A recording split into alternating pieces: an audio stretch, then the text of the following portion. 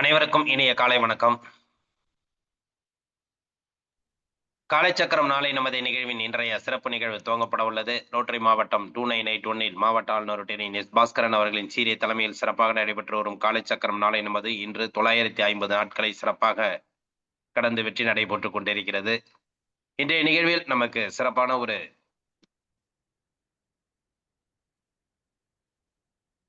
இன்றைய நிகழ்வை நமக்கு சிறப்பாக இணைந்து வழங்க காத்துக் கொண்டிருக்கும் ரோட்டரி கிளப் ஆஃப் நாகப்பட்டினம் சங்கத்திற்கும் மற்றும் ரோட்டரி கிளப் ஆஃப் நாகப்பட்டினம் சங்கத்தின் மண்டலம் ஒன்றின் உதவி ஆளுநர் ரொட்டேரியன் தமிழ் பிரியன் அவர்களுக்கும், ரோட்டரி கிளப் ஆஃப் நாகப்பட்டினம் சங்கத்தின் தலைவர் ரொட்டேரியன் பாப்பாக்கண்ணன் அவர்களுக்கும், செயலாளர் ரொட்டேரியன் பரமநாதன் அவர்களுக்கும், பொருளாளர் ரொட்டேரியன் சுந்தரமூர்த்தி அவர்களுக்கும் மற்றும் அவர்களது சங்க உறுப்பினர்கள் அனைவருக்கும் இந்த காலை வேளையிலே வாழ்த்துக்களையும் வரவேற்புகளையும் தெரிவித்துக் கொண்டு நிகழ்ச்சியின் முதல் நிகழ்வாக ரோட்டரி இறைவணக்கம் வாசிக்க வருகிறார் ரோட்டரி கிளப் ஆஃப் நாகப்பட்டினம் சங்கத்தின் தலைவர் ரொட்டேரியன் பாப்பாக்கண்ணன் அவர்கள்.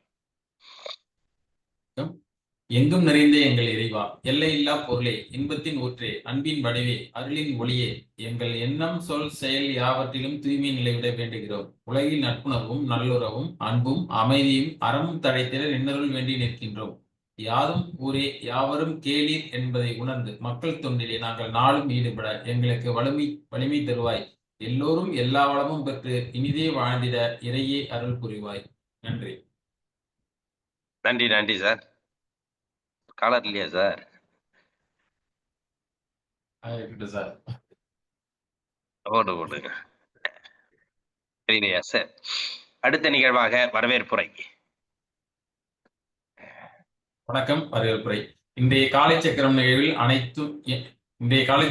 இணைந்து வழங்க எங்களுக்கு வாய்ப்பளித்த எங்கள் சங்கத்தின் உறுப்பினரும் மாவட்ட ஆளுநரும் ஐயா ரொட்டேரியன் எஸ். பாஸ்கரன் அவர்களுக்கு நன்றிகளை தெரிவித்துக் கொள்கிறோம். தொடர்ந்து இத்திட்டத்தை சிறப்பாக செயல்படுத்துகிறோம் மாவட்டத்தின் சேர்மன் ரொட்டேரியன் ஆர். குணம்பாலன் அவர்களுக்கும் வாழ்த்துக்களை தெரிவித்துக் கொள்கிறோம்.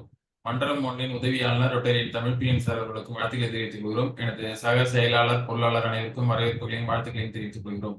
எங்களது சங்கத்தின் முன்னாள் மாவட்ட ஆளுநர், முன்னாள் தலைவர்கள், மண்டல மாவட்ட பொறுப்பாளர் அனைவரையும் நிகழ்வுக்கு அன்புடன் வரவேற்கிறேன். இன்று பயிற்சியில் அருகே இருக்கும் ஆசான் நல்லசிவம் ஐயா அவர்களையும், இன்றைய நிகழ்வின் சிறப்பு அழைப்பாளர் அக்குப்பஞ்ச வகுப்புகளில் இருக்க இருக்கும் இலக்கியவாணன் ஐயா அவர்களையும் வருக என்று அன்புடன் வரவேற்கின்றோம்.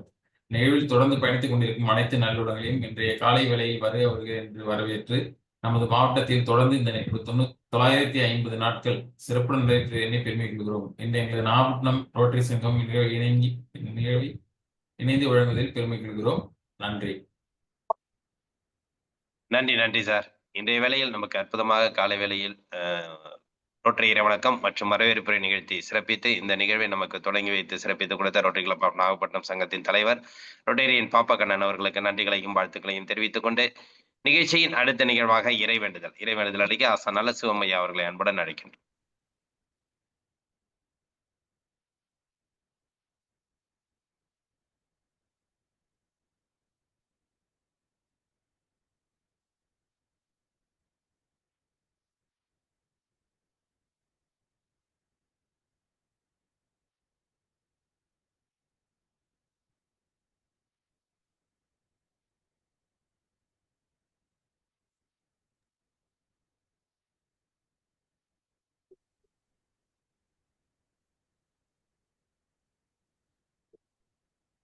அனைவருக்கும் இனிய காலை வணக்கம். தெளிவு குருவின் திருமேனி காண்டல், தெளிவு குருவின் திருநாமம் செற்றல், தெளிவு குருவின் திருவார்த்தை கேட்டல், தெளிவு குரு சிந்தித்தல் தானே, தெளிவு குரு சிந்தித்தல் தானே. நன்றி ஐயா. அடுத்த நிகழ்வாக அடிப்படை வணக்கம். சின்முத்திரை. நன்றாக மூச்செழுத்து எழுத்து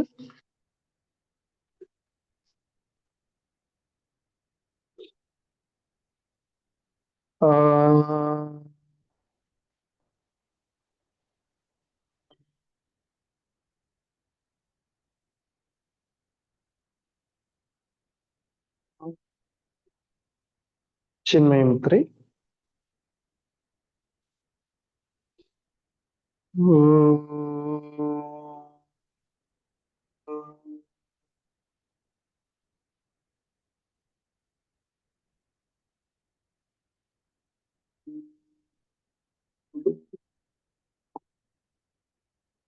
ஆதி முத்திரை.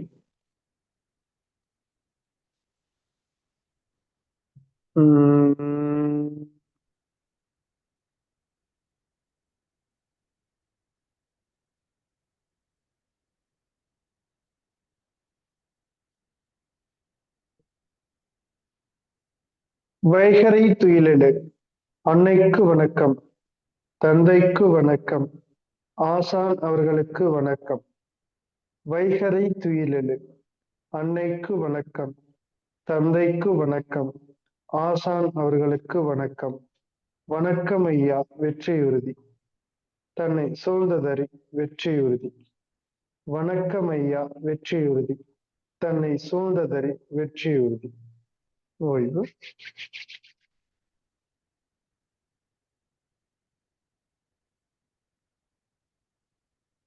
நன்றி நன்றி ஐயா. நிகழ்ச்சியின் அடுத்த நிகழ்வாக தொடர் ஆசன பயிற்சிகள் மற்றும் மூச்சு பயிற்சி. கால்களை நேரம் நீட்டிக்கிறோம்.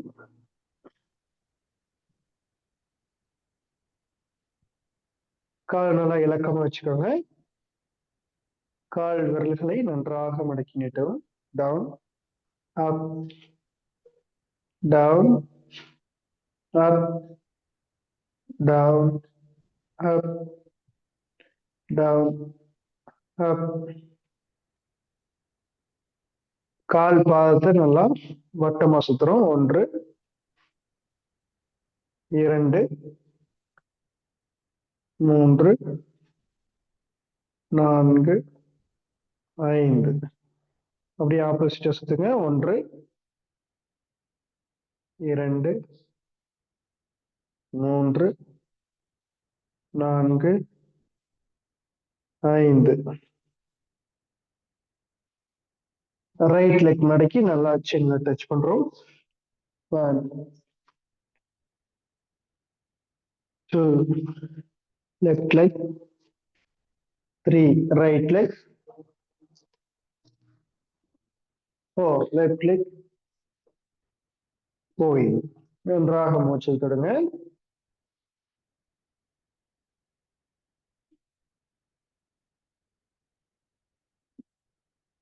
நின்ற நிலைக்கு வந்துடுறோம்.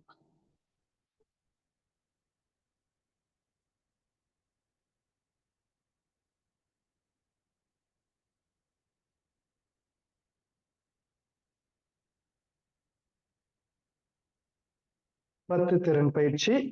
முதல் நிலை.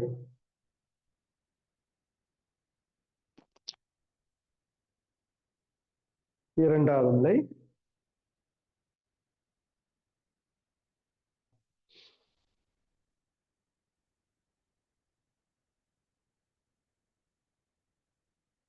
மூன்றாவது நிலை.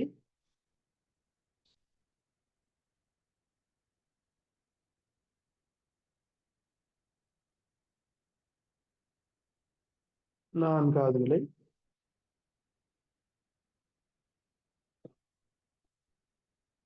ஐந்தாவது நிலை. 10 விரல்களை நன்றாக ஊனிக்கிறோம்.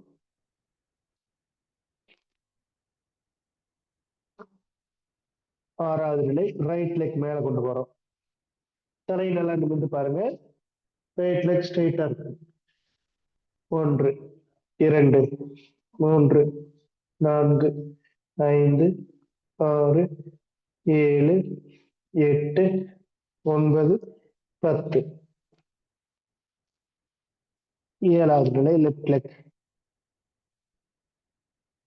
1, 2, 3, 4, 5, 6, 7, 8, 9, 10.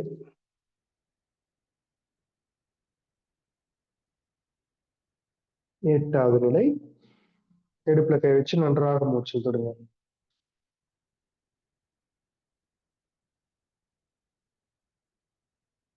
ஒன்பதாவது நிலை. மூச்சு வந்துட்டே பேக் பெண்டிங்.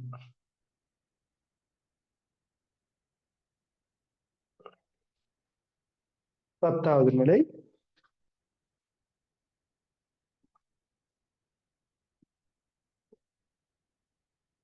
ஓய்வு. நன்றாக மூச்சல் தொடுங்க. 10 திறன் பயிற்சி. நம்முடைய உடல் நல்ல உச்சி முதல் பாதம் வரை முழுமையா ரத்தோட்டம் போய் நல்ல சுறுசுறுப்பை தரும். இடுப்பு பகுதி உறுப்புகள் நன்றாக வலிமையடையும். கால்கள் நல்லா வலிமையடையும். கழுத்து பகுதி நல்லா உறுதியடையும். கண்களுக்கு நல்ல பயிற்சி. அடுத்து திரிகோணாசனம். காலாகலமா வச்சுக்கிறோம். கைகள் நேரா கொண்டு வாங்க. Right hand left leg touch பண்ணுங்க. கால் முட்டி 2 நேரா இருக்கணும். லெஃப்ட் ஹேண்ட் மேல பாருங்க.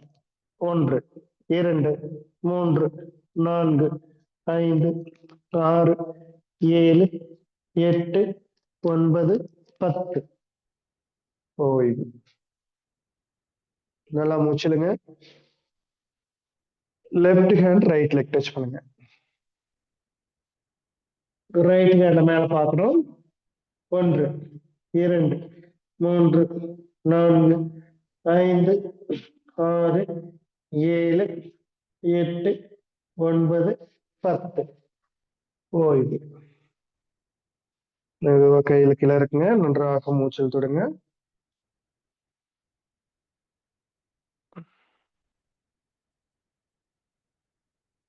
கால் நேர் கொண்டு வந்துருங்க. நன்றாக மூச்சல் தொடுங்க.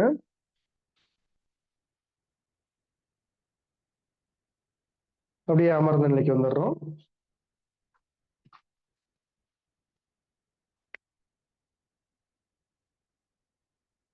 நல்லா மூச்சல் தொடுங்க.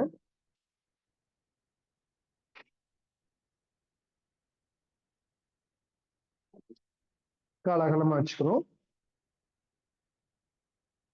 லெஃப்ட் லெக் மடக்கி ரைட் சைடு காலோட ஒட்டி வச்சுக்கணும். அப்படி ஜான் சிராசனம். கைகளை கீழே வச்சு நேராக மூச்சு இழுத்துட்டே மேல கொண்டு வரோம்.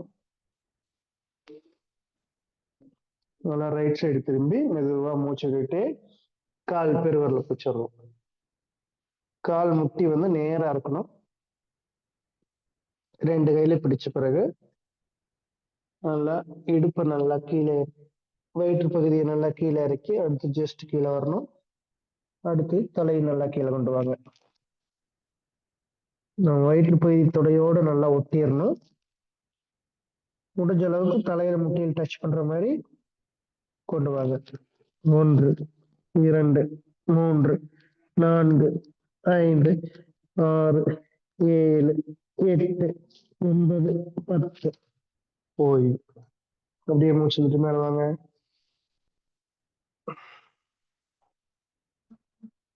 நல்லா ஆழ்ந்து மூச்சு விடுங்க. ஜான் சிராசனம். இந்த ஆசனம் செய்யறதுனால நம்முடைய கால்கள் நல்லா வலிமை அடையும். வயிற்று பகுதியில் இருக்கிற தேவையில்லாத ஊளைச்சதை குறையும்.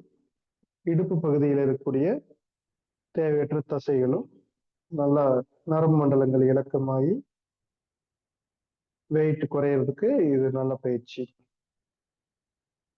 அடுத்து லெஃப்ட் லெக் நீட்டிடும். ரைட் லெக் மடக்கி வச்சுக்கிறோம்.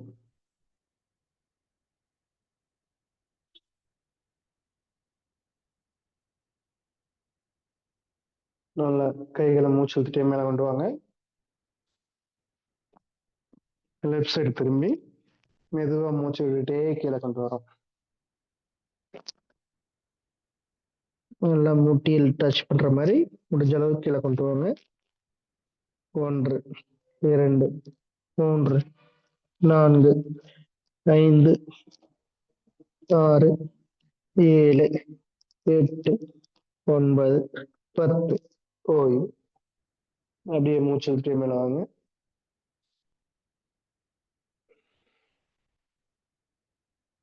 நல்லா ஆழ்ந்த மூச்சு விடுங்க. இதே ஆசனத்தையே ஒரு 3 முறை 2 முறை நம்ம செஞ்சோம்னா இன்னும் கால்கள் வந்து நல்லா இலக்கமாகும். தலையை கொண்டு வந்து முட்டியில் நல்லா டச் பண்ணிடலாம். கால் நேரா நீட்டிக்கிறோம். பச்சிமோத்தாசனம், பறவை முகத்தாசனம் சொல்லுவாங்க. அப்படியே மூச்சு விட்டு கைகள் மேல கொண்டு வாங்க. மூச்சு விட்டுக்கிட்டே வந்து கால் பெருவரில் பிடிச்சிருங்க. நம்முடைய உடலை வந்து நல்லா கீழ் நோக்கி இழுக்கணும். நல்லா இழுத்து முடிஞ்ச அளவுக்கு கீழே கொண்டு வாங்க. இப்படி தலையை டச் பண்ணுவாங்க. கொண்டு வாங்க. 1 2 3 4 5 6 7 8 9 10. ஓய்வு. அப்படியே மூச்சு இழுத்துட்டே மேல வாங்க.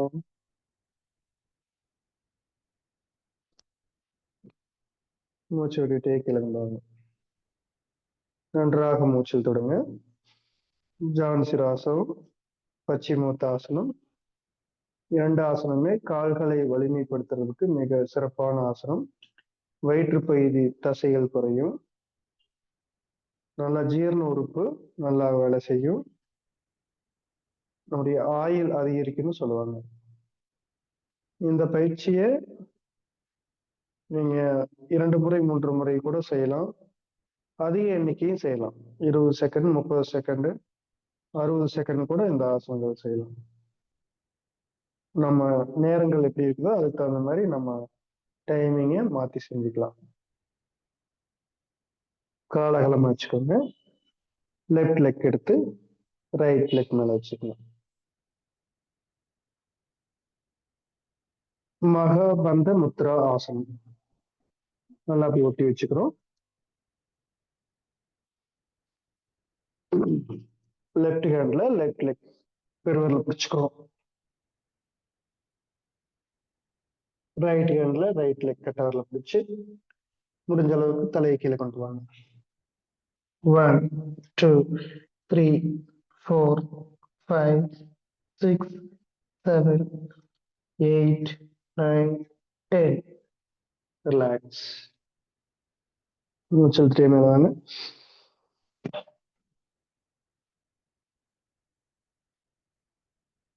கால் லெஃப்ட் லெக் நேரா நீட்டிடுறோம். அடுத்து ரைட் லெக் எடுத்து மேல வச்சுக்கிறோம்.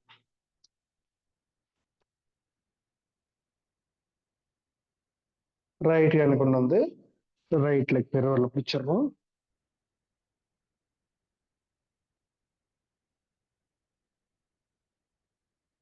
லெஃப்ட் ஹேண்ட்ல லெஃப்ட் லெக் கட்டவரில் பிடிச்சி முடிஞ்ச அளவுக்கு தலைக்கு எழுதுவோம்.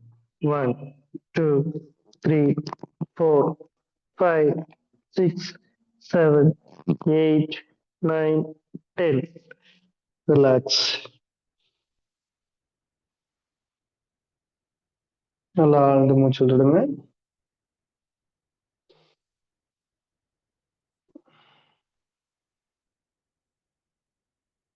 கால் நேரம் நீட்டிடுறோம்.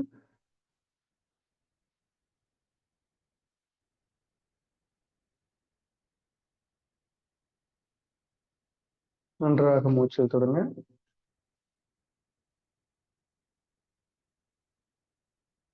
பட்டர்ஃப்ளை ஆசனம்.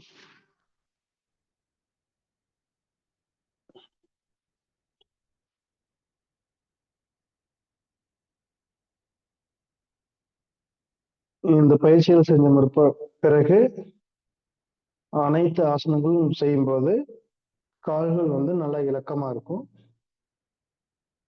எங்கேயுமே தசை பிடிப்பு, கால் பிடிப்பு இல்லாம நல்லா பயிற்சிகள் செய்யறதுக்கு நல்லா உதவியா இருக்கும்.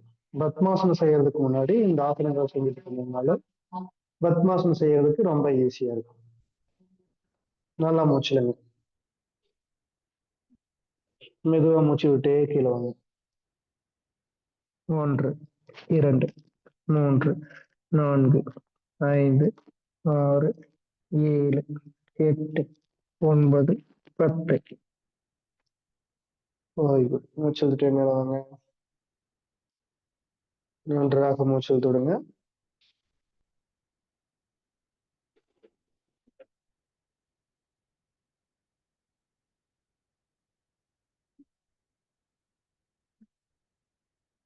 கால் நேரம் வெட்டிடுங்க.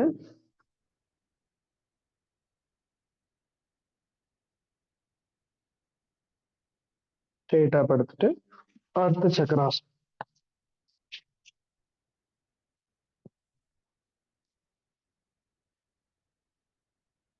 மூச்சு இழுத்து விடுங்க.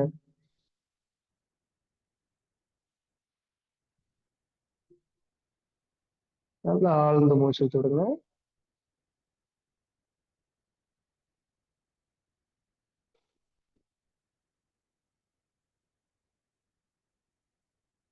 முதல் நிலை கையை நல்லா நேரம் வெட்டிடுறோம். 2 காலை மடக்கி கணுக்காலை பிடிச்சுக்கிறோம். 3 இடுப்பு நல்லா மேல முடிஞ்ச அளவுக்கு நல்லா மேல தூக்கி கையை தரையில இப்படி அழுத்தி வச்சுக்கலாம் அல்லது காலை பிடிச்சுக்கலாம்.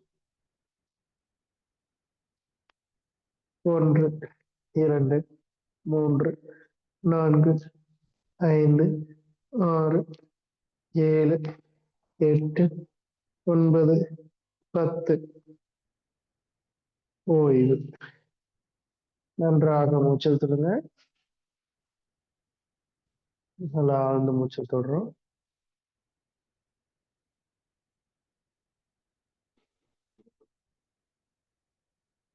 நன்றாக மூச்சு இழுத்துட்டு மெதுவா மூச்சு விடுங்க. இது அர்த்த சக்கராசனம் சொல்றது. இது சக்கராசனம் அப்படின்னா உடம்ப வந்து அப்படியே மேல தூக்கணும். கையில பேலன்ஸ் பண்ணி கவனிங்க. சக்கராசனம் செய்யறதுக்கு அர்த்த சக்கராசனம் செஞ்சோம்னா ஈஸியா இருக்கும். இப்படி பின்னாடி கை வச்சு அப்படியே மேல தூக்கணும்.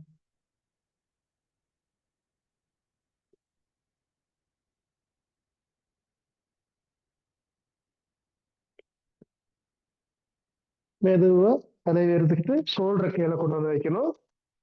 அப்புறம் மெதுவா இடுப்பு கீழே இருக்கணும். காலை ஸ்ட்ரைட்டா வேண்டி நன்றாக மூச்சல் தொடுங்க.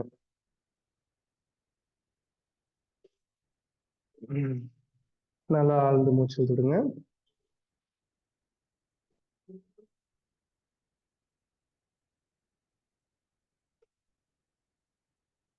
நல்லா ஆழ்ந்து மூச்சல் தொடுங்க.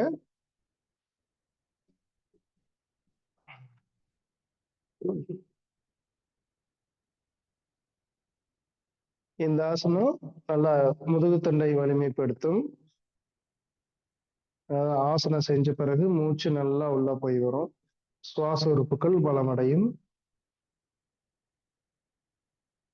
அடுத்து பவனமுத்தாசனம். கால் 2 மடக்கி தலையில் டச் பண்ற மாதிரி கொண்டு வாங்க. 1 2 3 4 5 6 7 8 9 10. ஓய்வு. நன்றாக மூச்சு தொடங்க. நல்லா ஆழ்ந்த மூச்சு இழுக்கிறோம். மெதுவா விடுறோம்.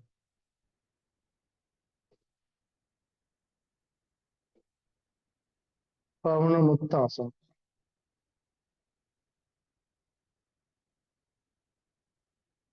அப்படியே ஒரு சைடா திரும்பி எழுந்திரிச்சுக்கோருங்க. பவனமுக்தாசனம் செய்யறதுனால நம்முடைய உடல் நல்ல வலிமை, ஜீரண உறுப்புகள் வலிமை அடையும். மலச்சிக்கல் தீரும். மலச்சிக்கலுக்கு இந்த பயிற்சி ரொம்ப ரொம்ப அவசியமான பயிற்சி. அபான வாயுக்கள் வந்து வெளியேறி நம்முடைய உடலை நல்லா தூய்மைப்படுத்தி வச்சிருக்கோம். நம்ம அபான காத்து பார்த்தீங்கன்னா உடம்புக்குள்ள இருந்துச்சுன்னா அதுதான் வந்து சளி உண்டு பண்றது, நோய்களை உண்டு பண்றது. அபான காத்தை வெளியேற்றுறதுக்கு இந்த பவனமுக்தாசனம் ரொம்ப ரொம்ப முக்கியமான ஆசனம். சக்கராசனத்துக்கு மாற்றாசனமாகவும் அதை செய்யணும். சக்கராசனம் பேக் பெண்டிங் செஞ்சா ஃபார்வர்டு பெண்டிங் செய்யறது கண்டிப்பா செய்யணும். நேரா கொண்டுங்க. சின்முத்திரை வச்சு நன்றாக மூச்சு தொடுங்க.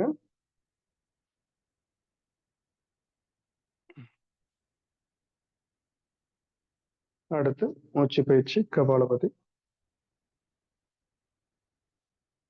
பெருவிரல் வச்சுக்கிறோம். 1 2, 3, 4, 5, 6, 7, 10, 11, 12, 13, 14, 15. நன்றாக மூச்சு வெளியேற்றணும். நல்லா ஆழ்ந்து மூச்சு வெளியேற்றணும்.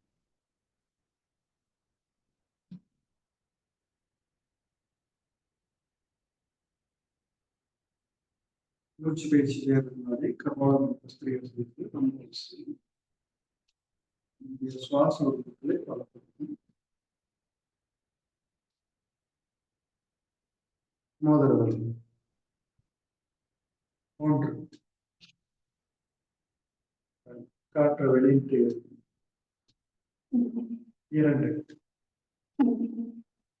3, 4, 5, 6, 7, 8, 9, 10, 11, 12, 13, 14, 15. ஓய்வு.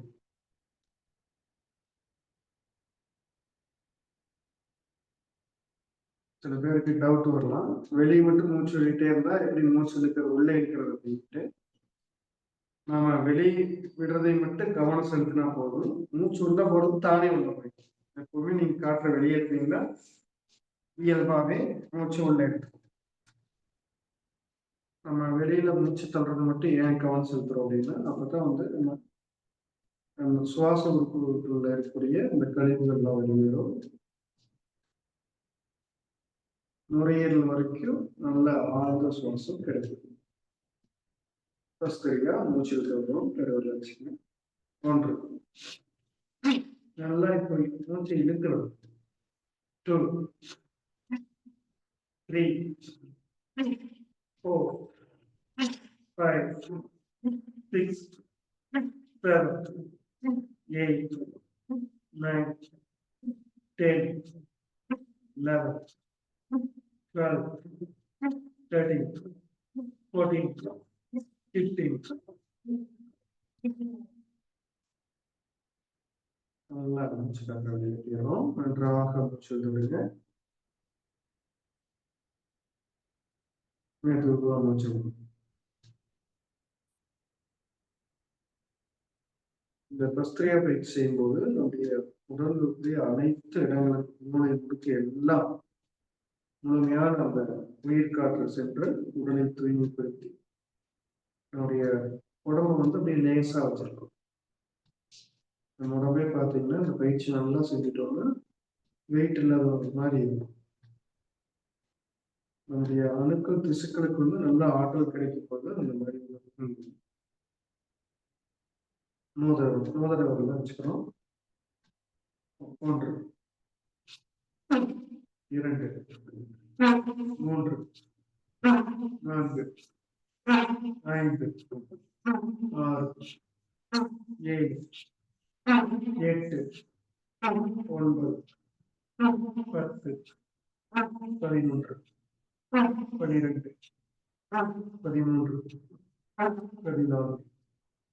13, 14, 17. ரெண்டு கழிச்சு வச்சுக்கிறோம். நன்றாக மூச்சு விடுங்க. மெதுவா மூச்சு வருங்க.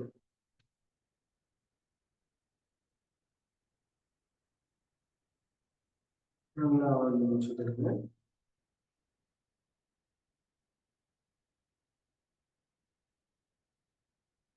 இப்ப பாத்தீங்கன்னா இந்த கிளைமேட் சேஞ்ச் ஆகிற மாதிரி சூழல் இருக்கு.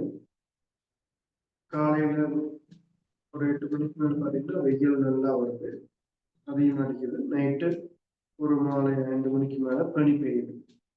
இந்த மாதிரி நேரங்கள்ல சளி பிடிக்கும். இந்த வெயில் அதிகமா இருக்கும்போது டக்குன்னு தண்ணி குடிக்கும் போது வெளியில் போய் குடிச்சிங்கனாலும் சளி பிடிக்க ஆரம்பிக்கும். இந்த பயிற்சிகள் செஞ்சோம்னா நமக்கு நல்லா சுவாசம் நல்லா நல்லா ஆரம்பிச்சுக்கிடுங்க.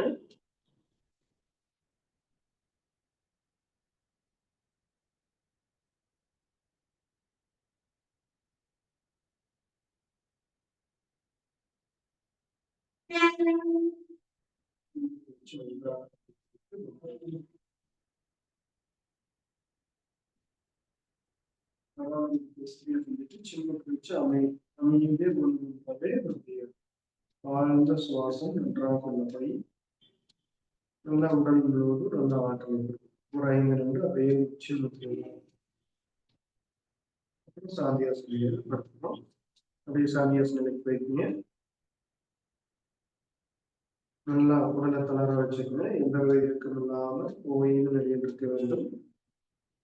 ஆழ்ந்து மூச்செடுத்து மெதுவாக மூச்சு விடுங்க. இந்த நல்லதொரு வாய்ப்பினை நமக்கு வழங்கிய ரோட்டரி சங்கங்களுக்கு மனமார்ந்த நன்றியை தெரிவித்துக் கொள்வோம். நன்றி ஐயா. நன்றிங்கய்யா. இன்றைய வேளையில் அற்புதமாக அனைத்து விதமான ஆசன பயிற்சிகள் மற்றும் மூச்சு பயிற்சிகளை சிறப்பாக கொடுத்தாங்க. ஐயா கொடுக்குற விதங்கள் எல்லாமே சிறப்பாக இருக்கு. நேற்று ஒரு வேண்டுகோளும் வச்சாங்க. அதாவது வாரத்துக்கு ஒரு முறையாவது 2 வாரத்திற்கு ஒரு முறையாவது எல்லாம் வீடியோவில் வாங்கன்னு சொன்னாங்க. அதை கேட்டு இன்னைக்கு வந்து சிறப்பித்து கொடுத்த அனைவருக்கும் ரொம்ப சந்தோஷம். ஏன்னா வந்து ஒரு பயிற்சி ஆசான்கள் கொடுக்குறாங்கன்னா அதோட பயிற்சி முறைகள் போய் சேருதாங்கிறது தான் அவங்களோட கடமை. அதனால வந்து மற்றவர்களும் தங்களது வீடியோ பதிவுகளோடு வந்து மற்றவர்களும் பெற்றுக்கொண்டு சிறப்பிக்க வேண்டும் என்று கேட்டுக்கொண்டு இன்றைய நிகழ்வில் அற்புதமாக பயிற்சிகளை அளித்துக் கொடுத்த ஆசான் நல்ல சோமையா அவர்களுக்கு நெஞ்சார்ந்த நன்றிகளையும் வாழ்த்துக்களையும் தெரிவித்துக் கொள்கிறோம். நன்றிங்க ஐயா. நன்றி. நிகழ்ச்சியின் அடுத்த நிகழ்வாக ஹீலர் பாஸ்கர் ஐயாவின் தினம் ஒரு சிந்தனை ஆடியோ மூலம் கேட்க இருக்கிறோம்.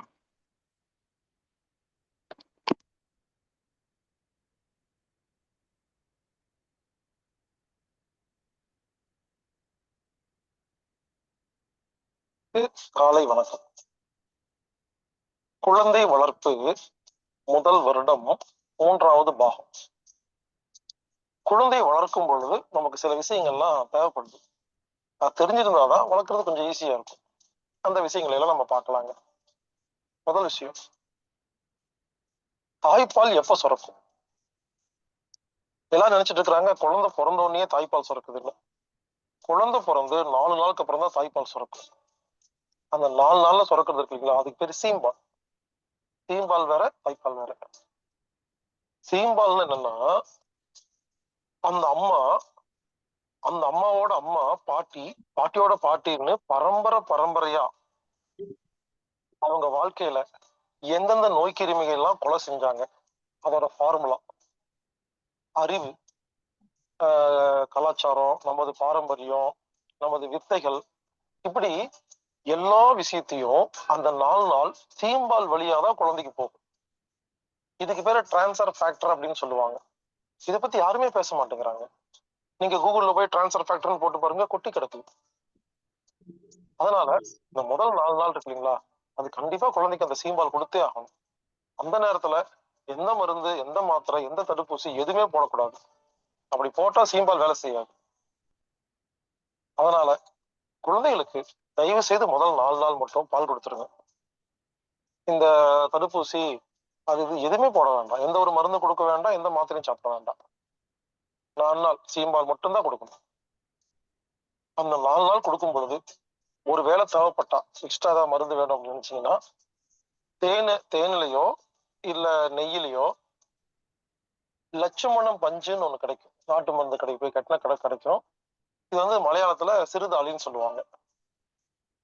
இல்லைன்னா கண்டங்கத்திரி வேறு. லட்சுமணம் பஞ்சு இல்லைன்னா கண்டங்கத்திரி வேறு.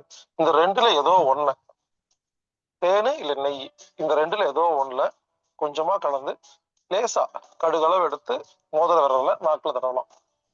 இவ்வளவுதான் செய்யணும். வேற எதுவும் கொடுக்கலாம் வேண்டாம். எனவே முதல் 4 நாளுக்கு கண்டிப்பா பால் கொடுங்க, தாய்ப்பால் கொடுங்க. அது சீம்பாலா இருக்கும். ஒரு 4வது நாள் கொஞ்சமா அந்த குழந்தையோட கை இருக்கு இல்லையா, குழந்தையோட கை அளவுக்கு நெய் எடுத்து குழந்தை கொடுங்க 4வது நாள். இவருங்க நெய்ன்னு சொன்ன உடனே எல்லாரும் புரிஞ்சுக்குங்க, நெய் அப்படின்னா சுத்தமான பசும்பால் நெய். ஆனா நீங்க சாப்பிட்டு இருக்கிறது நெய்யே இல்லை, இப்ப எல்லாமே டூப்ளிகேட் ஆயிடுச்சு. அதனால அதை கொஞ்சம் பாத்துக்குங்க. சுத்தமான பசும்பால் நெய் கிடைச்சதுன்னா அதை குழந்தைக்கு, குழந்தையோட கை உங்க கையால கொடுத்துறாதீங்க, குழந்தையோட கையில எவ்வளவு அளவு நிக்குமோ அதை எடுத்து கொடுங்க. இது 4வது நாள் உணவு. அதே மாதிரி தேன்னு சொன்னேன் இல்லையா, நீங்க பயன்படுத்துற தேன் எல்லாம் தேனே இல்லை, எல்லாம் வெள்ளை சக்கரையில செய்யப்பட்ட ஒரு டூப்ளிகேட் தேன். ஒண்ணு சுத்தமான தேன் கொடுங்க, இல்லைன்னா கொடுக்காதீங்க, சும்மா கூட இருக்கு. வெள்ளை சக்கரையில செஞ்ச எந்த தேனையும் கொடுத்துறாதீங்க. எனவே முதல் 3 நாள் தயவு செய்து எந்த ஒரு மருந்து மாத்திரையும் தடுப்பூசியும் போடாமல் தாய்ப்பால் கொடுங்கள். அதுக்கு பேரு சீம்பால்னு பேரு. 4வது நாள் தாய்ப்பால் ஆரம்பிக்கும், அதுக்கப்புறம் தாய்ப்பால் கொடுங்க. அடுத்தது பால் வந்து கொடுக்கிற முறை. ஒரு அம்மா குழந்தைக்கு எப்படி பால் கொடுக்கணும்னா, கிழக்கு பக்கமா பார்த்து உட்கார்ந்து பால் கொடுக்கணும். ஒரு மனை செஞ்சு வச்சுக்கணும். மனைன்னா அந்த காலத்துல ஒரு என்ன சொல்லுவாங்க, ஒரு சாப்பிடும்போது உட்கார்ந்து சாப்பிடுவாங்க இல்லைங்களா, மரத்துல செஞ்சிருப்பாங்க. இந்த ஒரு அடி 1/2 அடிக்கு இருக்கும். மனையில தான் உட்கார்ந்து சாப்பிடுவாங்க, மனையில தான் உட்கார்ந்து பேசுவாங்க. இப்பதான் சோபா சேர்லாம் வந்துருச்சு. ஸோ அம்மா என்ன பண்ணணும், ஒரு மனை செஞ்சு வச்சுக்கணும். வச்சுட்டு இவருங்க அதுல வந்து உட்கார்ந்து, இந்த 2 கால் என்னங்க தெரியுமா, அதுல உட்கார்ந்தீங்கன்னா கால் 2 கீழ் இருக்கும்.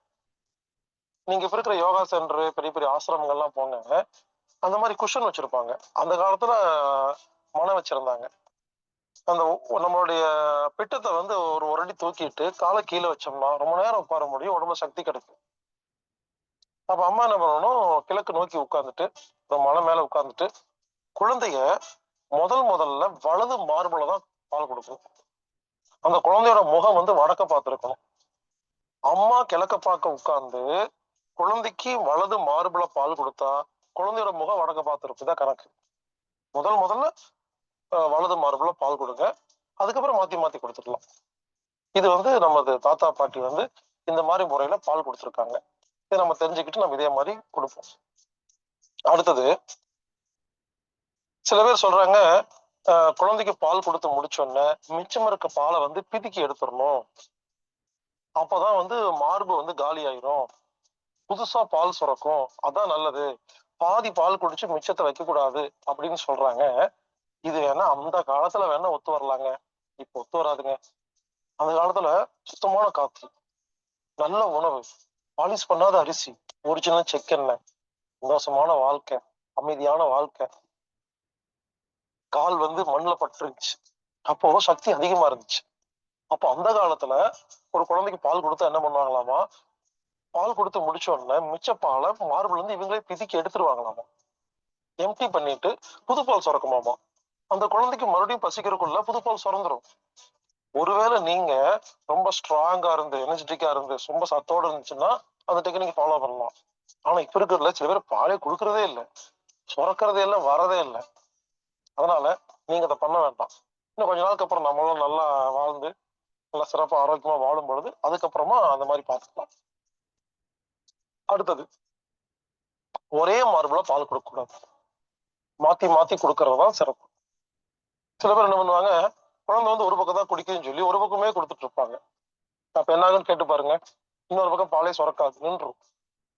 ஒரு பக்கமே பால் கொடுக்கறத விட 2 பக்கமும் மாறி மாறி பால் கொடுக்கறது மிகவும் சிறந்தது. அப்ப நீங்க என்ன பண்ணணும், நீங்களே என்ன பண்ணணும், மாத்தி மாத்தி என்ன பண்ணணும், குழந்தைக்கு பால் கொடுத்துட்டே இருக்கணும். 2 பக்கமும் சமமா பால் சுரக்கும் போது ரொம்ப நல்லா இருக்கும், குழந்தையும் நல்லா இருக்கும், அம்மாவும் நல்லா இருப்பாங்க. ஒரு பக்கமே பால் சுரக்கிறது சிறந்ததல்ல. அடுத்தது சில குழந்தைங்க பாலை வந்து கக்கீரும். உடனே அம்மா பயப்படுவாங்க, ஐயோ பால் கக்கீரிச்சேன்னு. இதுக்கெல்லாம் பயப்பட வேண்டாம். அதாவது அது வந்து குழந்தைக்கு விளையாட்டு. குழந்தைக்கு பால் குடிச்சது இல்லையா, அது என்ன பண்ணு, ஒரு தடவை கக்கீரும், ஜாலியா விளையாண்டு இருக்கும், பயப்படாதீங்க, அதனால ஒன்றும் ஆபத்தெல்லாம் இல்லை. ஒருவேளை அஜீரண கோளாறுனாலையோ குழந்தைக்கு நோய்வாய்ப்பட்டோ அது உள்ள ஜீரணமாகாம கக்குச்சுன்னா வேணா நீங்க வைத்தியம் பாருங்க. குழந்தைய ஜாலியா கட்டிட்டு சிரிச்சுட்டு உட்கார்ந்து இருக்கும், சந்தோஷமா இருக்கும். அந்த மாதிரி இருந்தா பயப்படாதீங்க, தொடச்சு விட்டு அதுக்கப்புறம் மறுபடியும் பசிக்கும் போது பால் கொடுங்க, இல்ல கொஞ்சம் தண்ணி கொடுத்துருங்க. இந்த மாதிரி சின்ன சின்ன விஷயத்தை நம்ம தெரிஞ்சுக்கிறது மூலியமாக குழந்தையை ஆரோக்கியமாக அமைதியாக வளர்த்த முடியும். செழிக்கட்டும் விவசாயம், சீர்படட்டும் நிர்வாகம். மீண்டும் நாளை சந்திக்கலாம்.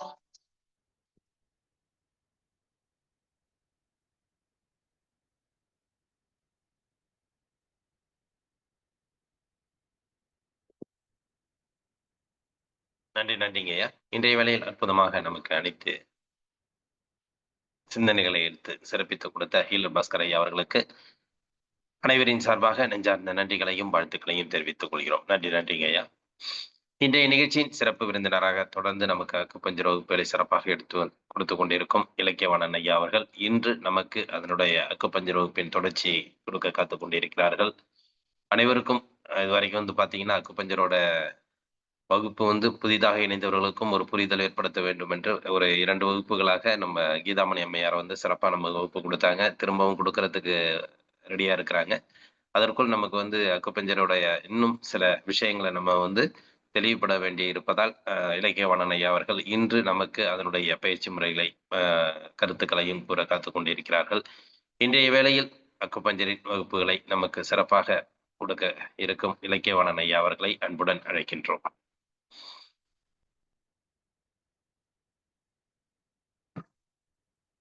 அனைவருக்கும் இனிய காலை வணக்கம்.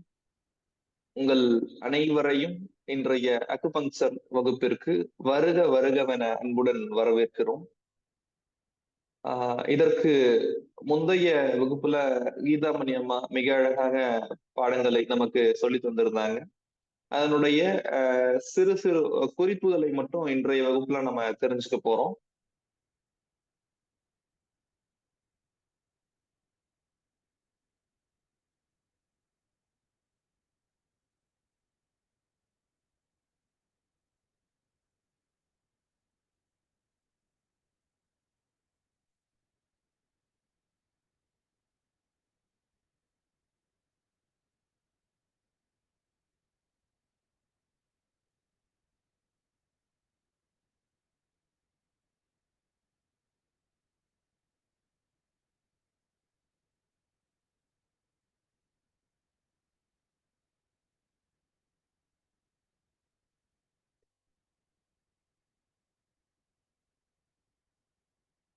அம்மா அவர்கள் தொடக்கத்துல பஞ்சபூத வரிசை சார்ந்து சொல்லியிருந்தாங்க.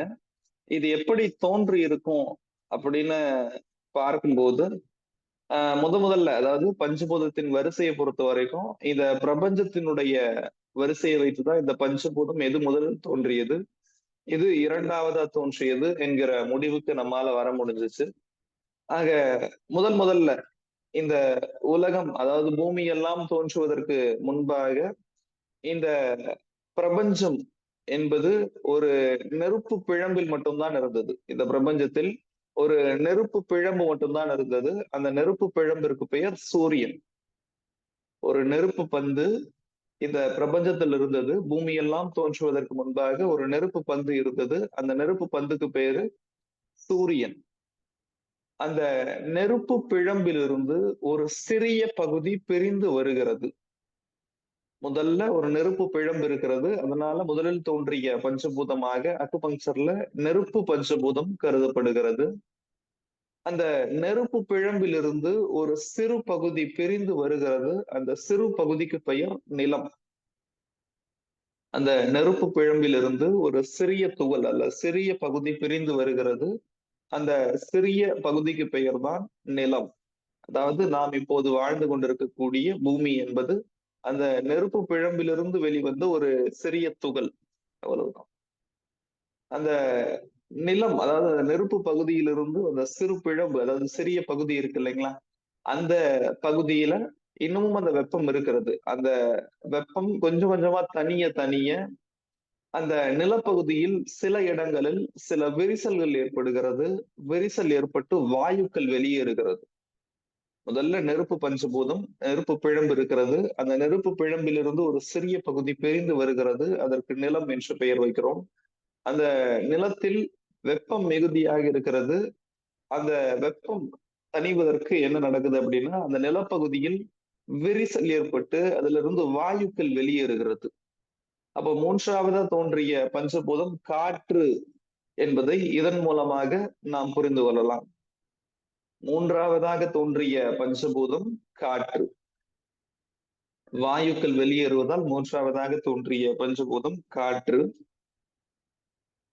காற்றில் இருக்கக்கூடிய ஹைட்ரஜனும் ஆக்சிஜனும் சேர்ந்து இறுதியாக நீர் என்கிற ஒரு பஞ்சபூதத்தை உருவாக்குகிறது. முதல்ல நெருப்பு தோன்றுகிறது, நெருப்பிலிருந்து நிலம் தோன்றுகிறது, நிலத்திலிருந்து காற்று தோன்றுகிறது, காற்றிலிருந்து நீர் தோன்றுகிறது. இதுவரைக்கும் தோன்றிய பஞ்சபூதம், அதாவது நெருப்பு, நிலம், காற்று, நீர் ஆகிய 4ம் சரியாக இருந்தால் ஓர் உயிர் உருவாக முடியும். அப்படி ஒரு உருவாகிய ஒரு உயிருக்கு பெயர் தான் மரம்.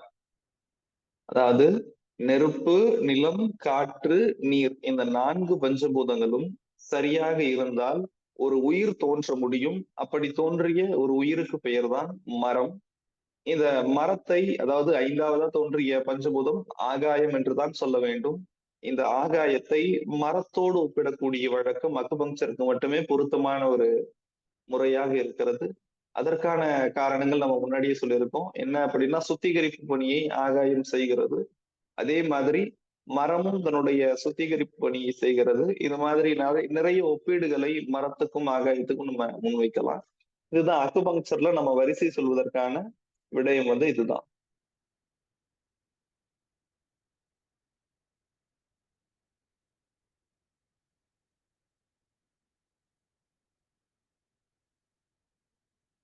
பத்து கோட்பாடுகளில் வெளி உறுப்புகள் சார்ந்து பார்த்திருந்தோம், நிறம் சார்ந்து பார்த்திருந்தோம், நீர் சுரப்பு சார்ந்து பார்த்திருந்தோம். இது ஓரளவுக்கு எல்லாருக்குமே நினைவு இருக்கும்னு நினைக்கிறேன். இதுல குறிப்பா நம்ம பார்க்க வேண்டியது பாதிக்கப்படும் உடல் பகுதிகள்.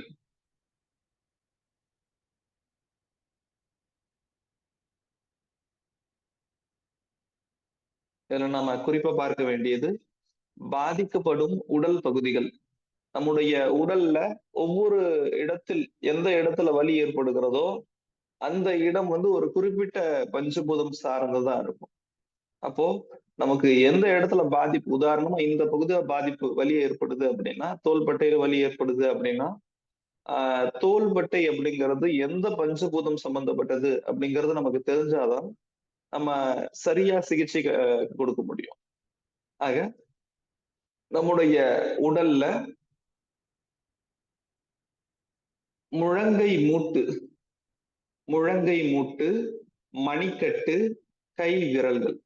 முழங்கை மூட்டு, மணிக்கட்டு, கை விரல்கள், காலில் கணுக்கால் மூட்டு, கால் விரல்கள். இந்த பகுதிகள் எல்லாம் நெருப்பு என்கிற ஒரு பஞ்சபூதம் சம்பந்தப்பட்டது.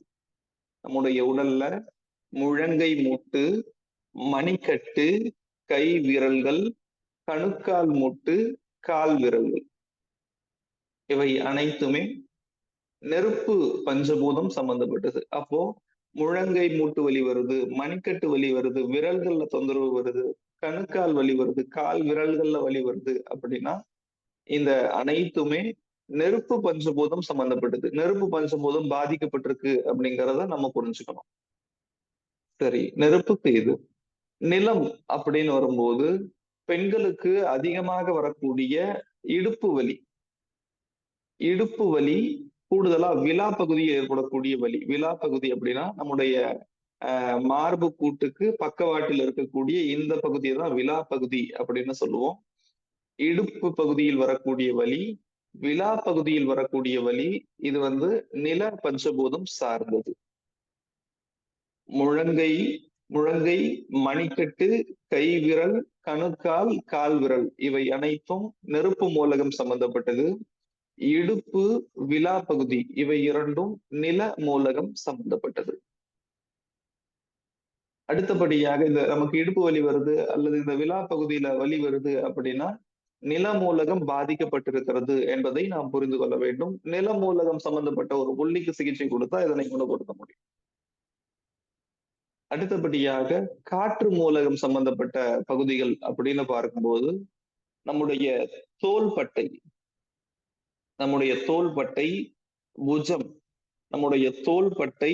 புஜம் இந்த இரண்டுமே காற்று மூலகம் சம்பந்தப்பட்டது. நம்முடைய தோள்பட்டை, புஜம் இந்த இரண்டும் காற்று மூலகம் சம்பந்தப்பட்ட பகுதிகள். நமக்கு தோள்பட்டை வலி வருது அல்லது இந்த புஜ பகுதியில வலி வருது அப்படின்னா நம்ம புரிஞ்சுக்கணும் நம்முடைய உடல்ல காற்று மூலகம் பாதிக்கப்பட்டிருக்கிறது. அடுத்தபடியாக நீர் மூலகம். நம்முடைய உடலுக்கு பின்புறத்துல, நம்முடைய உடலின் பின்புறம் பிடரின்னு சொல்லுவாங்க. கழுத்து, பின்னங்கழுத்து.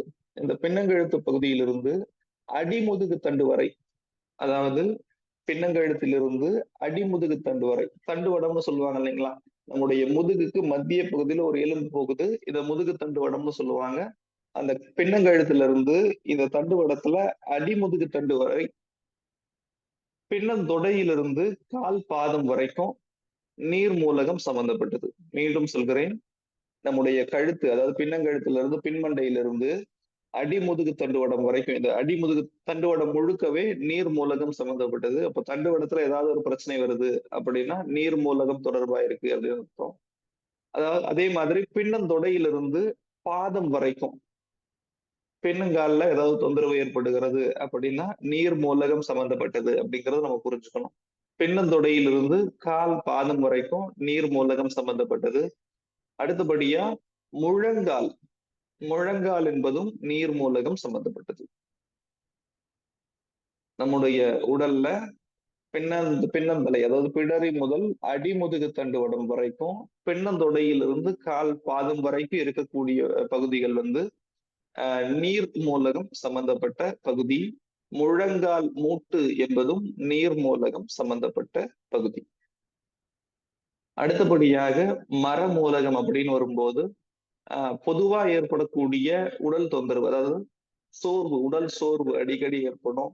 சிலருக்கு வந்து தலைவலி ஏற்படும். இதையெல்லாம் நம்ம மரமூலகத்தோடு ஒப்பிடலாம். பொதுவா ஏற்படக்கூடிய உடல் சோர்வு, அயர்வு, இவை அனைத்துமே மரமூலகம் தொடர்புடையது. ஆக மீண்டும் ஒரு முறை சொல்கிறேன், நம்முடைய உடல்ல வரக்கூடிய முழங்கை வலி, மணிக்கட்டு வலி, கை விரல்களில் ஏற்படக்கூடிய வலி, கணுக்கால் வலி, கால் விரல்களில் ஏற்படக்கூடிய வலி அனைத்தும் நெருப்பு மூலகம் சம்பந்தப்பட்டது. இடுப்பு, விலா பகுதியில் ஏற்படக்கூடிய தொந்தரவு நில மூலகம் சம்பந்தப்பட்டது. தோள்பட்டை, புஜம் ஆகிய பகுதிகளில் ஏற்படக்கூடிய தொந்தரவு காற்று மூலகம் சம்பந்தப்பட்டது. பின்னந்தலை முதல், அதாவது பிடரி முதல் அடிமுதுகு தண்டுவடம் வரை, பின்னந்தொடையிலிருந்து கால் பாதம் வரை, முழங்கால் மூட்டு, இந்த பகுதிகளில் ஏற்படக்கூடிய தொந்தரவு எல்லாமே நீர் மூலகம் சம்பந்தப்பட்டது. உடல் சோர்வு, தலைவலி அப்படிங்கிறது மர மூலகம் சம்பந்தப்பட்டது. பாதிக்கப்படும் உடல் பகுதிகள் சார்ந்து நம்ம தெளிவா புரிஞ்சுக்கிட்டோம் அப்படின்னா நம்முடைய உடல்ல எங்க தொந்தரவு வருது அப்படிங்கறத நம்ம கவனிக்கணும். முழங்கையில வலிக்குதா, மணிக்கட்டுல வலிக்குதா, முழங்கால்ல வலிக்குதா, கணுக்கால்ல வலிக்குதா அப்படிங்கறத வச்சு நம்முடைய உடல்ல எந்த பஞ்சபூதம் பாதிக்கப்பட்டிருக்கிறது அப்படிங்கறதன் அடிப்படையில நம்மால சிகிச்சை கொடுத்துக்க முடியும். இந்த சிகிச்சைக்கு இது மட்டுமே தான் விதிமுறையா அப்படின்னு கேட்டா, இப்போ முழங்கையில வலி வந்தா நெருப்பு பஞ்சபூதம் அப்படின்னு நம்ம சொல்லிட்டோம். இந்த முழங்கையில வலி எப்படி இருக்கு அப்படிங்கறத நம்ம பார்க்கணும். மிதமா லேசா வலிக்குதா, ரொம்ப அதிகமா கடுமையா வலிக்குதா, எரிச்சலை ஏற்படுத்தக்கூடிய மாதிரி வலிக்குதா, அல்லது அதாவது விண்ணென தெரிக்கும் வலியா அந்த இடத்துல இருக்கா, இது மாதிரியான விடயங்களை கவனித்து அதனை வைத்து நம்ம எந்த பஞ்சபூதம் பாதிக்கப்பட்டிருக்கிறது அப்படிங்கிறத கவனிக்கணும். உதாரணமா முழங்கை வலி ஒருத்தருக்கு இருக்கு, இந்த இடத்துல எரிச்சல் அதிகமா இருக்குன்னா, ஏற்கனவே முழங்கை அப்படின்னா நெருப்பு மூலகம் பாதிக்கப்பட்டிருக்கு. எரிச்சல் ஏற்படுகிறது அப்படின்னா கூடுதலா மரமூலகம் பாதிக்கப்பட்டிருக்கிறது என்று அர்த்தம். ஒருவேளை விண்ணென தெரிக்கும் வழியா இந்த முழங்கை வலி இருக்கு அப்படின்னா நெருப்பு மூலகம் பாதிக்கப்பட்டிருக்கு அப்படிங்கிறது அர்த்தம். மிதமான வலியாக இருக்கிறது என்றால் நில மூலகம் பாதிக்கப்பட்டிருக்கிறது என்று அர்த்தம். இதே இடத்துல வலி விட்டு விட்டு வருது அப்படின்னா காற்று மூலகம் பாதிக்கப்பட்டிருக்கிறது என்று அர்த்தம். ரொம்ப ரொம்ப கடுமையா இருக்கு வலி அப்படின்னா நீர் மூலகம் பாதிக்கப்பட்டிருக்கிறது என்று அர்த்தம். ஆக ஒருவருடைய உடல்ல எந்த பகுதியில பாதிப்பு ஏற்படுகிறது அப்படிங்கிறத வைத்து அந்த வலியினுடைய தன்மை எப்படி இருக்கிறது அப்படிங்கிறதை பொறுத்து நம்ம சிகிச்சை கொடுக்கணும்.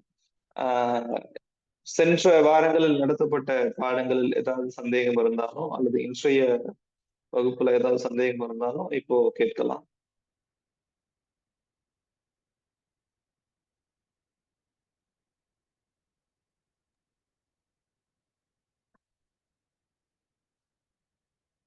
நன்றிங்க ஐயா.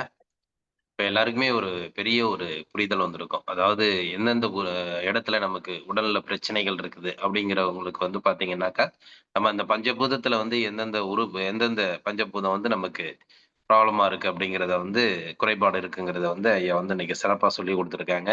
உண்மையிலுமே வந்து இது வந்து பார்த்தீங்கன்னா, அதாவது எவ்வளவு நம்ம பெருசா நெனச்சுக்கிட்டு இருந்தோமோ, சுருக்கி கொண்டு வந்து ஒரு பஞ்சபூதத்திலேயே நம்ம உடல் இருக்குது. இது எதை சார்ந்து இருக்குது? எந்தெந்த உறுப்புகளால நம்ம உடல் வந்து பலம் குறையுது அப்படிங்கிறத பத்தி சிறப்பா இன்னைக்கு வகுப்பு குடுத்துருக்காங்க. இது வந்து நமக்கு அனைவருக்கும் ஒரு புரிதலா இருந்திருக்கும். கண்டிப்பா இந்த குழுல உள்ளவங்க என்ன செய்யணும்னாக்கா, இன்றைய வகுப்புல நீங்க கத்துக்கிட்ட இன்னைக்கு ஐயா வந்து எந்தெந்த பஞ்சபூதத்தினால நம்ம உடல் குறைபாடுகள் வந்து ஏற்படுங்கிறத வந்து சிறப்பா சொல்லிக் குடுத்துருக்காங்க. இத வந்து இன்னைக்கு எல்லாருமே குழுவுல போட்டீங்கன்னா நல்லா இருக்கும். அதாவது உங்களுடைய புரிதல வந்து எந்த அளவுக்கு நீங்க ஏற்படுத்திக்கிட்டீங்களோ, அத குழுவுல போட்டு இன்னைக்கு தெரியப்படுத்தினீங்கன்னா, உங்களுக்கும் இது வந்து ஒரு ரிமைண்டரா இருக்கும். மற்றவர்களுக்கும் இத தெரியப்படுத்தின மாரி இருக்கும். சந்தோஷம், வாழ்த்துக்கள். இன்றைய நிகழ்வை நமக்கு சிறப்பா ஒரு அக்குபஞ்சரோட வகுப்புகள் என்பதை விட, அதனுடைய புரிதல வந்து நமக்கு ஒவ்வொரு வாரமும் நமக்கு வந்து சிறப்பா குடுத்துட்டு இருக்காங்க. அந்த அக்குபஞ்சர் என்பது வந்து எந்த அளவுக்கு நம்ம உள்வாங்கி, நம்ம அந்த நிலையை பயன்படுத்தினோம்னா, உடல பொறுத்தவரைக்கும் அந்த அந்த பஞ்சபூதத்தினால நமக்கு நாமே சரி பண்ணக்கூடிய முடியும் என்பதை வந்து சிறப்பா நமக்கு வந்து ஐயா வகுப்படுத்திட்டு இருக்காங்க. இன்றைய நிலையில் அதனுடைய ஒவ்வொரு பஞ்சபூதத்துக்கு உண்டான எந்தெந்த இடத்துல நமக்கு அந்த பிரச்சனைகள் வந்தா அத சால்வ் பண்ண முடியும் அப்படிங்கிறத பத்தியும் சிறப்பா இன்னைக்கு ஒரு வகுப்பு குடுத்திருக்காங்க. இன்றைய நிகழ்வில் சிறப்பாக நமக்கு வகுப்பெடுத்து சிறப்பித்துக் கொடுத்த இலக்கியவாணன் ஐயா அவர்களுக்கு நெஞ்சார்ந்த நன்றிகளையும், வாழ்த்துக்களையும் தெரிவித்துக் கொள்கிறோம். நன்றி, நன்றிங்க ஐயா. அதே போன்று வந்து பார்த்தீங்கன்னா, கீதாமணி அம்மா வந்து 2 நாள் நமக்கு வந்து 2 செஷன் எடுத்திருக்கிறாங்க. அதனுடைய புரிதலையும் இன்னைக்கு ஐயா ஏற்படுத்தியிருக்காங்க. இதுல உங்களுக்கு ஏதாவது சந்தேகங்கள் இருந்தா, கண்டிப்பாக நீங்க கேட்டு தெரிஞ்சுக்கலாம். ஏன்னா சந்தேகங்கள் வர வர தான் உங்களுக்கு வந்து அதுல புரிதல்கள் அதிகமா வர ஆரம்பிக்கும். எனவே உங்களுடைய சந்தேகங்கள் இருந்தா நீங்க கேட்டு தெரிஞ்சுக்கலாம். நன்றி.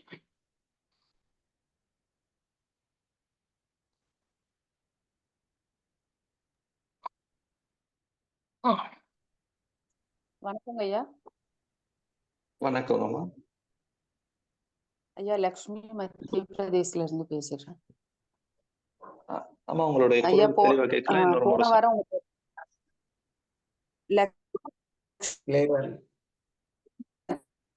ஐயா போன வாரம் உங்கள்கிட்ட ஒரு சந்தேகம் கேட்டிருந்தேன். அதாவது பொண்ணுக்கு குழந்தைக்கு வந்து கண்ணுல வந்து ரெட்டிஷா இருக்கு அப்படின்னு சொல்லிட்டு. ஆமா ஆமாங்கம்மா. அது வந்து நீங்க சொன்ன அந்த பாயிண்ட தான், அதாவது அழுத்தி இப்ப அவளுக்கு குணமாயிருச்சு. அதுக்கு மிக்க நன்றிங்க ஐயா. நல்லது நல்லது. நன்றி. ஓகேங்க ஐயா. தேங்க்யூ. நல்லது ஐயா நல்லது. மகிழ்ச்சி. ரொம்ப நன்றி. ஐயா வணக்கம் ஐயா. நான் மயில்வாணன் பேசுறேன். வணக்கம் ஐயா. இன்னைக்கு வணக்கம். ரொம்ப அருமையா இருந்தது. ரொம்ப தெளிவா எங்களுக்கு புரியுற மாதிரி இருந்ததுங்க ஐயா. பிரபஞ்சம் எப்படி உற்பத்தி ஆனுச்சு, உறுப்புகள் பஞ்சபூத உறுப்புகள் எங்கெங்க எது அப்படிங்கறதெல்லாம் ரொம்ப தெளிவா ரொம்ப அருமையா சொன்னீங்க ஐயா. ரொம்ப சந்தோஷம் ஐயா. வாழ்த்துக்கள் ஐயா. இந்த காலச்சக்கர நிகழ்வை எங்களுக்கு கொடுத்த நாகப்பட்டினம் ரோட்டரி சங்கத்திற்கும் எங்களுக்கு தினம் தினம் அர்ப்பணித்து வரும் குணபாலன் ஐயா அவர்களுக்கும் ஆசன பயிற்சிகளை அருமையான ஆசன பயிற்சிகளை அளித்து வரும் எங்க நலசிவம் ஐயா அவர்களுக்கும் என்னோடு பயணிக்கும் அனைவருக்கும் எனது நன்றியினை வாழ்த்துக்களையும் தெரிவித்துக் கொள்கிறேன். வாழ்க வளமுடன், வாழ்க வளமுடன், வாழ்க வையகம், வாழ்க வையகம். ரொம்ப நன்றிங்க ஐயா. சந்தோஷம். நன்றிங்க. நன்றி.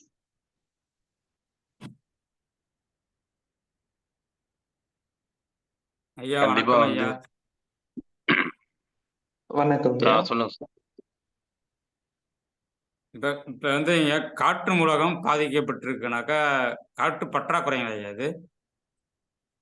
அதாவது இத 2 விதமா நம்ம புரிஞ்சுக்கலாங்க ஐயா. மிகினும் குறையினும் நோய். ஒண்ணு வந்து காற்று பற்றாக்குறையால நோய் ஏற்பட்டிருக்கலாம். இல்லைன்னா காற்று தேவைக்கு அதிகமா உடல்ல தேங்கி இருக்கிறதால நோய் ஏற்படலாம் ஐயா. 2 காரணங்களால ஏற்படலாம். ஒண்ணு குறைந்ததால அல்லது அதிகப்பட்டதால 2 காரணத்தால நோய் ஏற்படலாம் ஐயா. சமமா வச்சுக்கணும் ஐயா இது. ஆமாங்க. சமநிலையில வச்சிருக்கணும். நம்ம புள்ளியை தேர்வு செஞ்சு சரியா கொடுக்கும்போது குறைந்திருந்தால் அது சரியான அளவுக்கு வரும். அதே மாதிரி அதிகமா இருந்தா அதுவும் சரியான அளவுக்கு குறையும். நன்றிங்க ஐயா. நன்றி. நன்றி நன்றி. இதுல இருந்தே எல்லாருக்கும் நன்றிங்க. இதுல இருந்தே எல்லாருக்குமே ஒரு புரிதல் வரும். என்ன வரும்னா, இப்ப இனிமேல் வந்து உங்களுக்கு எந்தெந்த உறுப்புகள் வந்து வலி வருது அப்படின்னாலே நம்ம வந்து இந்த நினைச்சாலே நமக்கு தானாவே ஒரு பக்கம் சரியானாலும் நமக்கு வந்து ஈஸியான ஒரு வழிகள் நமக்கு கிடைக்கக்கூடிய வாய்ப்புகள் நிறைய இருக்கு. இதை சார்ந்துதான் இந்த உறுப்புகள் நமக்கு பாதிச்சிருக்கு. அதனால வந்து நம்ம பெரிய பயப்பட வேண்டிய தேவையோ, ஒரு ஏதோ யாருக்குமே ஏற்படாது. இதை சார்ந்து நம்ம உறுப்பு வந்து சரி இது இல்ல, அதனோட ஆற்றல குடுத்தோம்னா அது சரியாயிடும். அப்படிங்கிற ஒரு எண்ணங்கள் எல்லாருக்குமே வந்ததுனாலே, நம்மளுடைய உடலை வந்து பாதுகாக்கக்கூடிய ஒரு அற்புதமான ஒரு நிகழ்வு எல்லாருக்குமே இருக்கும். அத வந்து இன்னைக்கு ஐயா வந்து சிறப்பா சொல்லியிருக்கிறாங்க. இதுதான் ஒரு புரிதல் வேணும் நமக்கு. ஃபர்ஸ்ட்டு வந்து இப்ப இந்த புரிதல் இருந்தாலே போதும். நம்ம உறுப்புகள் பஞ்சபூதத்தினால ஆனது. இந்தந்த உறுப்புகள்னால இந்த பஞ்சபூதங்கள் வந்து நமக்கு குறைபாடுகள் இருக்குது. அவ்வளவுதான். இதுல வேற ஒண்ணும் விஷயமே கிடையாது. இன்னைக்கு கால் வலி இருந்துகிட்டே இருக்கு அப்படின்னா, நீர் குறைபாடு இருக்கு. அப்ப என்ன தண்ணீர் அதிகமா குடிச்சாலே போதும். அப்படிங்கிறத அவங்க மைண்ட்ல ஏத்திக்கிட்டா, அப்ப நீர் சத்து குறைபாடு இருக்கு. அப்ப நம்ம அதனுடைய நீர் சத்தை ஏத்திக்கிட்டோம்னா, நமக்கு வந்து குறைபாடுகள் குறைய ஆரம்பிக்கும். அதே மாரி கையில வந்து மூட்டு வலி அதெல்லாம் ஐயா சொல்லக்குள்ள அந்த மூட்டு பிரச்சனைகள் இருக்குள்ள நெருப்பு சம்பந்தமா நமக்கு சொல்லியிருக்காங்க. அப்ப அந்த நெருப்பு சம்பந்தமான உள்ள குறைபாடுகளுக்குள்ள அதனுடைய சக்தி ஆற்றலை நம்ம ஏற்படுத்தக்குள்ள அதனுடைய குறைபாடுகள் நீக்கும். இதுதான் ஈஸியான வழிகள். அதனால வந்து நம்ம வந்து இந்த ட்ரீட்மெண்ட்ங்கிறத விட உடலை பாதுகாக்கக்கூடிய அந்த பஞ்சபூதத்தை வந்து நமக்கு ஐயா இன்னைக்கு வந்து ஒவ்வொரு வழியா நமக்கு சொல்லிக் குடுத்துருக்காங்க. உண்மையிலுமே இது வந்து எல்லாருமே அதனோட தொடர்ச்சிகள செய்யக்குள்ள எல்லாருக்குமே ஒரு நல்ல ஒரு புரிதல் வரும். கண்டிப்பாக இத வந்து கொஞ்சம் ஷேர் பண்ணுங்க. இப்போ ஷேர் பண்றது கூட நம்பர் கேட்டிருக்கீங்க. புது நண்பர்கள் இருந்தீங்கன்னா, அந்த நம்பர நோட் பண்ணிக்கங்க. அதாவது காலை சக்கரம்ங்கிற குரூப் ஒண்ணு இருக்கு. நீங்க அதுல வந்து ஷேர் பண்ணிட்டு, நீங்க ரெகுலரா பயணிக்கக்கூடிய வாய்ப்புகள் ஏற்படுத்திக்கலாம். நம்பர நோட் பண்ணிக்கங்க. 98424 93585 98424 93585 நண்பர்கள் இருந்தீங்கன்னா, இந்த நம்பர நீங்க இது பண்ணீங்க. இதுக்கு ஒரு வாட்ஸ்அப் மெசேஜ் உங்க நேம் போட்டு எனக்கு அனுப்பி விடுங்க. அந்த காலச்சக்கரம் குரூப்ல நான் சேர்த்துடுறேன். Okay, thank you. இன்னைக்கு வந்து அந்த குரூப்ல எல்லாருமே இப்ப லட்சுமி அம்மா சொன்ன மாரி பார்த்தீங்கன்னா, உண்மையிலுமே சந்தோஷமான விஷயம். ஐயா வந்து போன வாரம் சொன்ன விஷயத்த கடைபிடிச்சு, இன்னைக்கு அதுல வந்து நான் சக்சஸ் ஆயிட்டுருக்கேன். என் குழந்தைக்கு வந்து இந்த இது நீங்கிடுச்சு அப்படின்னு சொல்லக்குள்ள நமக்கு சந்தோஷமா இருக்கு. இதுதான் நமக்கு இந்த காலச்சக்கரத்துக்கு பெரிய ஒரு வெற்றின்னு வச்சுக்கங்களேன். அது மாரி உங்களோட ஃபீட்பேக் வந்து இருந்தாலும் நீங்க எல்லாருமே சொல்லலாம். நன்றி. ஐயா, காற்று மூலகம் பாதிச்சிருந்ததுன்னா அந்த தோள்பட்ட வலி நீங்களா அதுக்கு எந்த பாயிண்ட்டுங்க ஐயா? LU8 என்கிற புள்ளிய பயன்படுத்தணுமா, சொந்த புள்ளி. அதாவது நம்முடைய கையினுடைய கட்டை விரல் பக்கமா இந்த மணிக்கட்டு ரேகை இருக்கு. இந்த மணிக்கட்டு ரேகையிலிருந்து ஒரு சுன் அப்படின்னா இந்த அளவு. நம்மளுடைய சரிங்க. ஆட்காட்டி விரலுடைய இந்த முதல் ரேகை அளவு. மணிக்கட்டு ரேகையில கட்டை விரல் பக்கமா இருக்கக்கூடிய ஓரத்துல இருந்து ஒரு சுன் தள்ளினீங்கன்னா இந்த புள்ளி. இந்த புள்ளி தான் LU8 அப்படிங்கிற புள்ளிங்கம்மா. சரி, சரிங்க. சரிங்க, தேங்க்யூங்க. ஐயா, கால் ஒரே முழங்கால்ல இருந்து கேள்வி இருக்கு. ஒரே எரிச்சலா இருக்குதுங்க ஐயா. அந்த ஒரு வாரமா பயங்கரமா எரியுதுங்க. இந்த முழங்கால் வலின்னு எண்ணெய் கட்டு போட்டேங்க. அதுல இருந்து கால் இந்த ஒரு வாரமா செம்மையா அப்படியே அலறுற மாதிரி எரியுதுங்க. முழங்கால்ல இருந்து கீழ வரைக்கும். சரிங்கம்மா, சரிங்கம்மா. இப்ப முழங்கால் போது நம்ம எந்த மூலகமா சொல்லலாம்? நீங்களே சொல்ல முடியுங்களா? முழங்கால் முழங்காலுக்கு வந்து நீர் மூலகங்க ஐயா. நீர் மூலகம். இப்ப எரிச்சல் ஏற்படுகிறது. எரிச்சல் அப்படிங்கிறது எந்த மூலகம்? எரிச்சல்ங்கிறது நரமூலம். எரிச்சல் அப்படிங்கிறது மரம் மூலகம் மரம் சம்பந்தப்பட்டது. மூலகம். அப்போ நீரும் மரமும் பாதிக்கப்பட்டிருக்கு. நம்ம கிட்னி 1 அப்படிங்கிற புள்ளிக்கு சிகிச்சை கொடுத்தா இது நல்லா கேட்கும். Kidney 1 KID 3ங்களா? ஆமா, KID1. KID1 பாதத்துல வரும் அடியில. KID1 ரெண்டுக்கும் சேர்ந்து இந்த பாதத்துலீங்களா? சரி, சரிங்க. ஆமா, KID1 அப்படிங்கிற புள்ளிக்கு சிகிச்சை கொடுக்கலாம். ஒரு 21 எண்ணெய் வரைக்கும் அழுத்தி பிடிச்சா போதுமாங்கய்யா? இல்ல அமுத்தி அமுத்தி விடணுங்களா? அதாவது நீங்க ஒரு 2 நிமிஷம் நீங்க லேசா கொஞ்சம் ஒரு தொட்டு லேசான ஒரு அழுத்தம் இருந்தா போதுமா இருக்கும். 20 நிமிஷம் மன்னிக்கணும், 2 நிமிஷம். 2 நிமிஷம் நீங்க லேசான ஒரு அழுத்தம் வலது கால்ல இடது கால்ல கொடுக்கணுமா? 2 கால்லயும் கொடுக்கணுமாங்க சார்? ஆமாங்கம்மா, 2 கால்லையும் கொடுக்கணும். சரிங்க சார். தேங்க்யூங்க சார். நன்றி. நன்றி.